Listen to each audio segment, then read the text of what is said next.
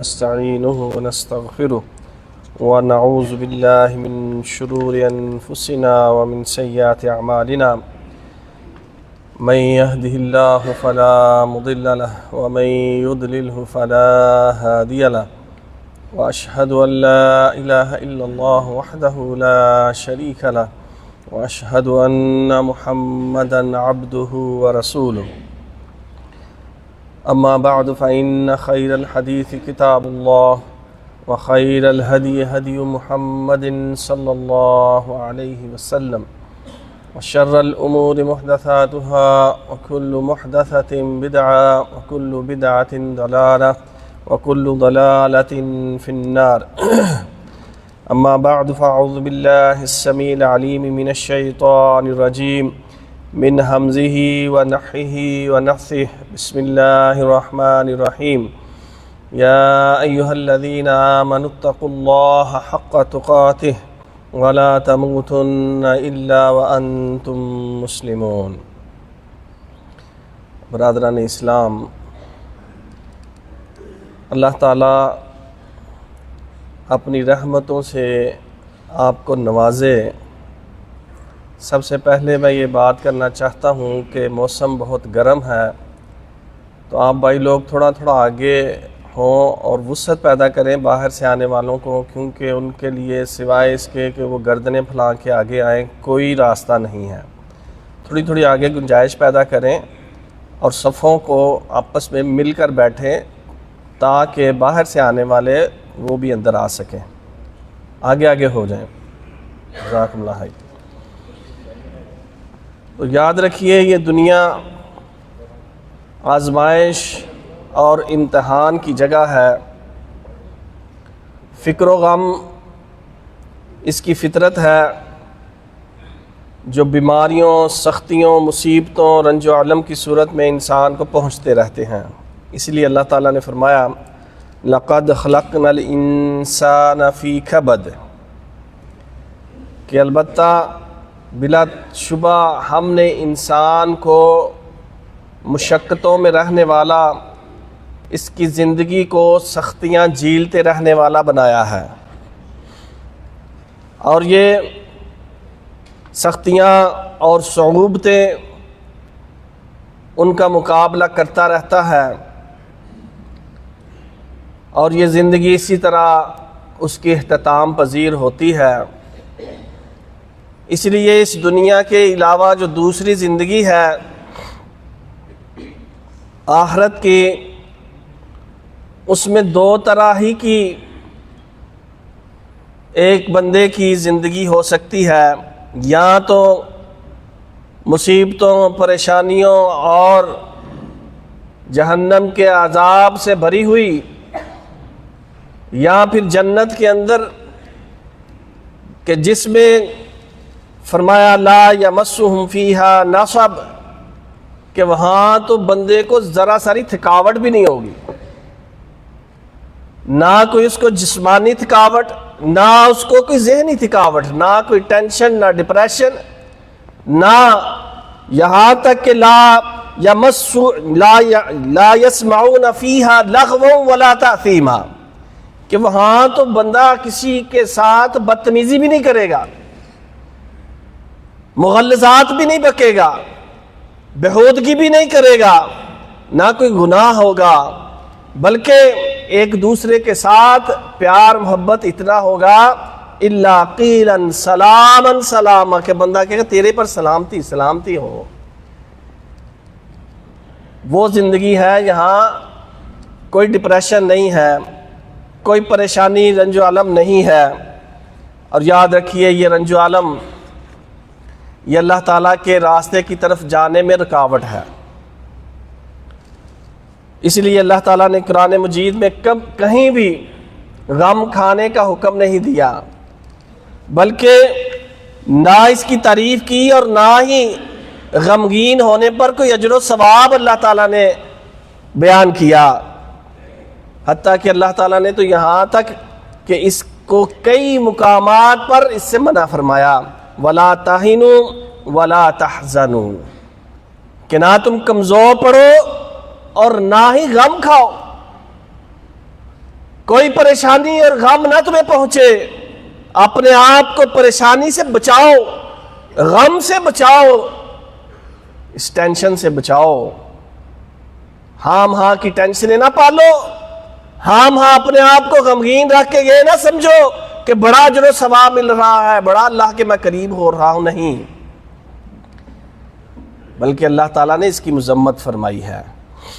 اور پھر بندے پر واجب ہے کہ جہاں تک ممکن ہو سکے اس غم کو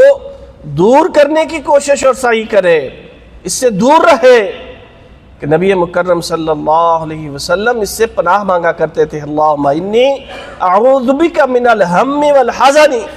کہ اللہ تعالیٰ میں تیری پناہ میں آتا ہوں ہر غم سے، ہر الم سے، ہر پریشانی سے، ہر دکھ اور تکلیف سے۔ اور جب ہم کسی اپنے بھائی کو پریشانی میں دیکھیں تو لازم ہے ہم اس کی مدد کریں، جہاں تک ممکن ہو سکے اس کی پریشانی کو دور کرنے کی کوشش کریں۔ اگر اس کے ساتھ کوئی فزیکلی ہم مدد نہیں کر سکتے تو اپنے الفاظ سے اس کی حوصلہ افزائی کریں، ایسی باتیں حوصلہ افزا کرے کہ اس کا دل خوش ہو جائے اور اس کا غم رفع ہو جائے، کہ جیسے کہ اللہ نے نبی مکرم صلی اللہ علیہ وسلم کا اسوہ ہمیں بتایا کہ اس وقت جب کفار مکہ آپ صلی اللہ علیہ وسلم اور حضرت ابوبکر صدیق رضی اللہ عنہ کی جان کے دشمن بنے، بھوکے بھیڑیوں کی طرح آپ کو تلاش کر رہے تھے اور غار کے دہانے پر پہنچ چکے تھے، حضرت ابوبکر صدیق رضی اللہ عنہ کہنے لگے اللہ کے رسول یہ اپنے پاؤں کی طرف ہی دیکھ لیں، اپنے قدموں کی طرف دیکھ لیں تو ہمیں پا لیں گے۔ تو اس وقت اسوہ حسنہ کیا تھا؟ آپ صلی اللہ علیہ وسلم نے فرمایا اذ یقول لصاحبہ لا تحزن ان اللہ معنا، ابو بکر کیوں غم اور فکر کرتے ہو؟ اللہ نے تو مجھے وہاں سے نکالا جہاں ان کا اتنا کڑا پہرا تھا، ان کو اندھا کر دیا، اللہ نے مجھے وہاں سے نکال لیا، تو یہاں سے بھی اللہ ہمیں لے جائے گا کیونکہ وہ ہمارے ساتھ ہے۔ ایسی بات کرنا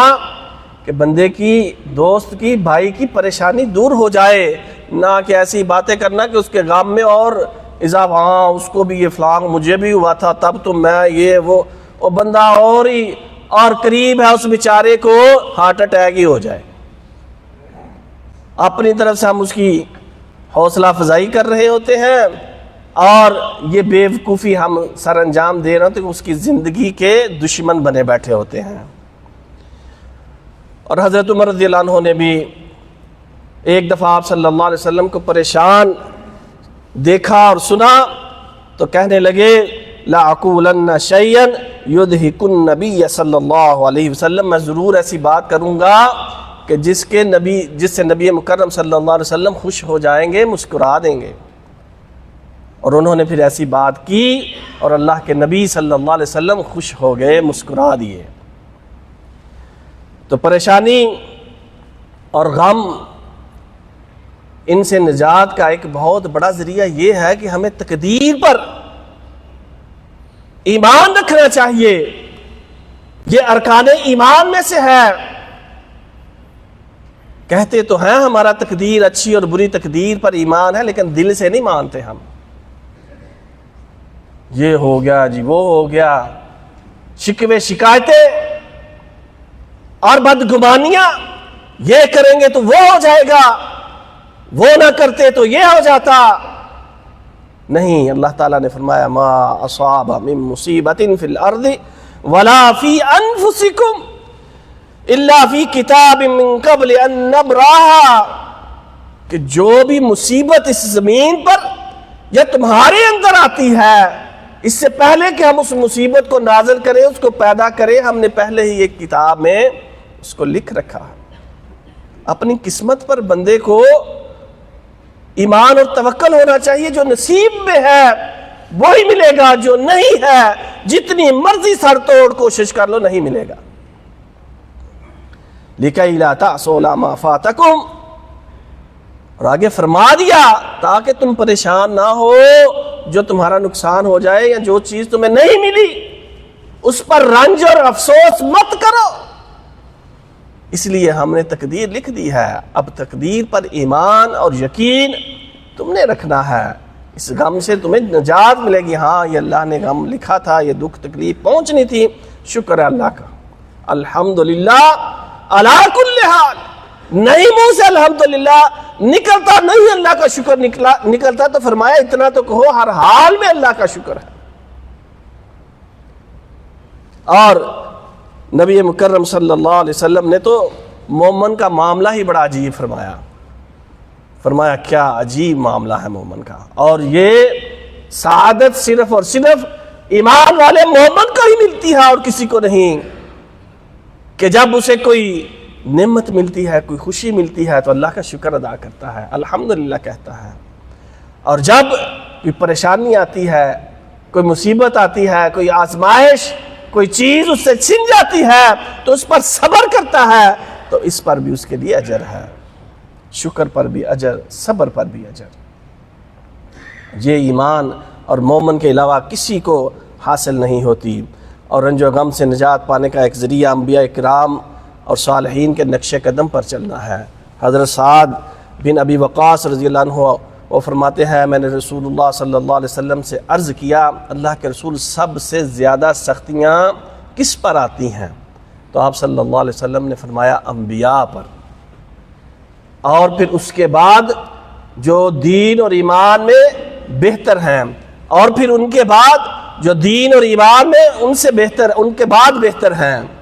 درجہ بدرجہ جتنا کوئی دین کے اندر فرمایا پختہ ہوگا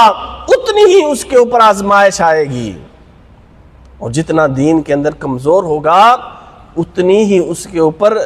آزمائش آئے گی۔ تو بندے کو یہ بھی سوچنا چاہیے کہ سب سے زیادہ سختیاں نبیوں پر، اور نبیوں میں ہمارے نبی پر سب سے زیادہ مشکلیں، مصیبتیں اور پریشانیاں آئیں۔ ہم تو اس نبی کی امت ہیں،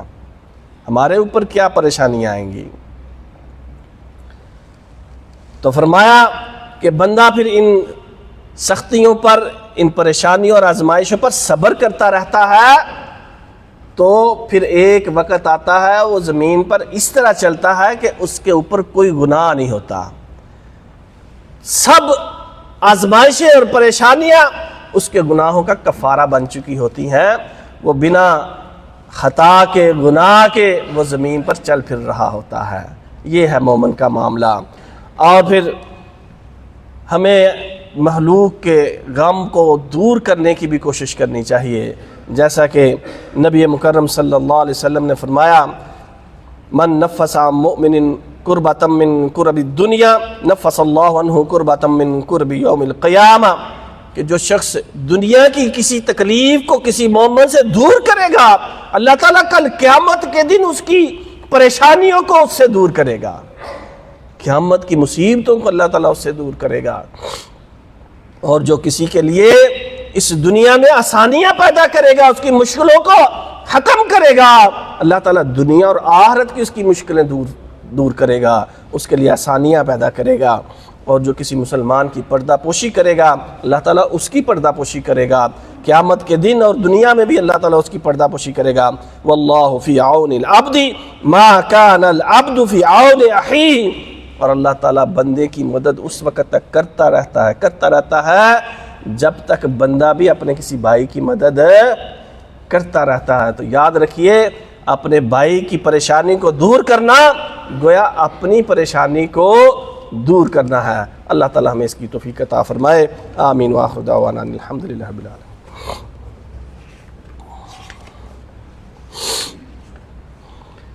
الحمدللہ رب العالمین، واشہد ان لا الہ الا اللہ وحدہ لا شریک لہ، واشہد ان محمدا عبدہ ورسولہ صلی اللہ علیہ وعلی آلہ وصحبہ اجمعین۔ رنج و غم کو دور کرنے اور ان سے نجات حاصل کرنے کے اسباب میں سے ایک بہت بڑا سبب دعا ہے، گریہ زاری ہے، عاجزی ہے، عاجزی اور گریہ زاری کے ساتھ اللہ کی طرف رجوع کرنا، کہ جیسا کہ اللہ تعالیٰ نے ارشاد فرمایا امن یجیب المضطر اذا دعاہ وَيَكْشِفُ السُّوءَ، بھلا کون ہے جو بے قرار کی دعا کو سنتا ہے اور اس کی تکلیف کو دور کرتا ہے۔ تو ہمیں یہ یقین رکھنا چاہیے کہ اللہ ہماری پریشانیوں کو دور کرنے والا ہے۔ جب ہم اس سے دعا کریں گے تو وہ ہماری تکلیفوں آزمائشوں سے ہمیں ضرور نکالے گا۔ تو اس لیے ہمیں دعا کرنی چاہیے۔ ایک بڑی ہی بہترین دعا نبی مکرم صلی اللہ علیہ وسلم نے ہمیں سکھلائی ہے، اگر وہ دعا ہم پڑھیں گے تو اس کے بدلے میں صحابہ نے جب وہ دعا سنی تو عرض کیا اللہ کے رسول کیا ہم اسے یاد کر لیں؟ تو آپ صلی اللہ علیہ وسلم نے فرمایا جو شخص بھی اس دعا کو سنے وہ ضرور اسے یاد کر لے، اور اگر وہ اس کو یاد کر کے پڑھے گا تو پھر اللہ تعالیٰ اس کی پریشانیوں کو اس سے دور کر دے گا، اس کے لیے کشادگی اور خوشی عطا کر دے گا۔ وہ دعا کیا ہے؟ اللہم انی عبدک وابن عبدک وابن امتک ناصیتی بیدک ماض فی حکمک عدل فی قضاؤک اسألک بکل اسم هو لک سمیت به نفسک او انزلت فی کتابک او علمتہ احدا من خلقک او استأثرت به فی علم الغیب عندک ان تجعل القرآن ربیع قلبی ونور صدری وجلاء حزنی وذہاب ہمی۔ کہ اللہ تعالیٰ میں تیرے بندہ ہوں اور تجھ سے یہ عرض کرتا ہوں کہ تو اللہ کی تعریف ہے کہ جو بھی تو نے اپنی تعریفی کلمات سکھائے یا اس دنیا میں کسی کتاب میں بھیجے یا تو نے اپنے پاس علم غیب میں رکھے، میں اس سارے تیرے ناموں کے ساتھ تجھ سے یہ التجا کرتا ہوں کہ قرآن کو میرے سینے کی بہار بنا دے، میری آنکھوں کا نور بنا دے، اور اس سے میرے غم اور میری فکروں کو دور فرما دے۔ تو اس سے یہ بھی ثابت ہوتا ہے کہ قرآن سے ہمارے فکر اور غم دور ہوتے ہیں اگر صحیح طور پر ہم قرآن پاک کو پڑھیں، سمجھیں، اس پر عمل کریں، تو پھر ہی یہ ہمارے غموں کو دور کرنے والا ہوگا۔ ورنہ لغافوں میں اس کو لپیٹ کر رکھ دینا کہ اس سے پریشانیاں نہیں، اس سے پریشانیاں نہیں بلکہ پریشانیاں بڑھیں گی کہ تم نے اس کو پڑھا کیوں نہیں ہے۔ اور اسی طرح ایک اور دعا نبی مکرم صلی اللہ علیہ وسلم پڑھا کرتے تھے۔ حضرت عبداللہ بن عباس رضی اللہ عنہ کہتے ہیں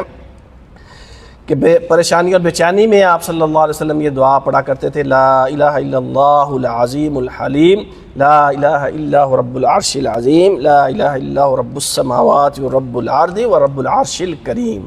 تو یہ دعائیں ہمیں پڑھنی چاہیے۔ اللہ تعالیٰ سے دعا ہے اللہ تعالیٰ ہمارے اس قبولیت کی ساعتوں میں ہر فکر اور غم کو دور فرما دے، ہر پریشانی کو اللہ تعالیٰ اس سے ہمیں نجات عطا فرمائے، اللہ تعالیٰ دنیا اور آخرت کی پریشانیاں ہماری دور فرمائے۔ اللہم صلی وسلم علی نبیک وعلی عبدک ونبیک محمد وعلی آلہ وصحبہ اجمعین۔ اللہم اغفر للمؤمنین والمؤمنات والمسلمین والمسلمات الاحیاء منہم والاموات۔ ربنا آتنا فی الدنیا حسنۃ وفی الآخرۃ حسنۃ وقنا عذاب النار۔ اللہم اجعل هذا البلد آمنا مطمئنا سخاء رخاء وسائر بلاد المسلمین، وآخر دعوانا ان الحمد للہ رب العالمین۔